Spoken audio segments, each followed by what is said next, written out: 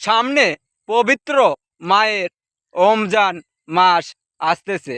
রমজান মাস আসলে আমাদের সোনার বাংলাদেশে সিন্ডিকেট শুরু হয়।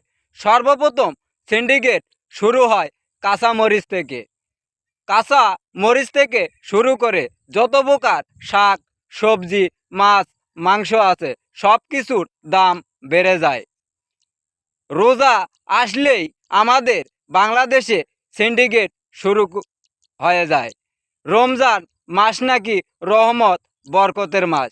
আমাদের বাংলাদেশে এমন রহমত বরকত তৈরি হয় সিন্ডিকেট সিন্ডিকেট সিন্ডিকেট ছাড়া কিছু নাই। 1 কেজি দুধের দাম 20 থেকে 30 টাকা বেড়ে যায়। 1 কেজি খেজুরের দাম বেড়ে যায় 50 থেকে 60 টাকা। 1 কেজি আপেলের দাম বেড়ে যায় 100 টাকা। 1 কেজি মালটার দাম বেড়ে যায় 100 টাকা। 1 কেজি আঙ্গুর ফলের দাম বেড়ে যায় 70 থেকে 80 টাকা। আপনি খাবেন কি? কি খায়ে আপনি রোজা রাখবেন?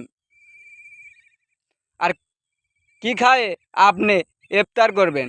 আপনার ভাগ্যে তো মুড়ি ছাড়া কিছু জুটবে না। 1 কেজি ছোলার দাম বেড়ে যায় 30 থেকে 40 টাকা। চিনির দাম বেড়ে যায় প্রতি কেজিতে 40 টাকা।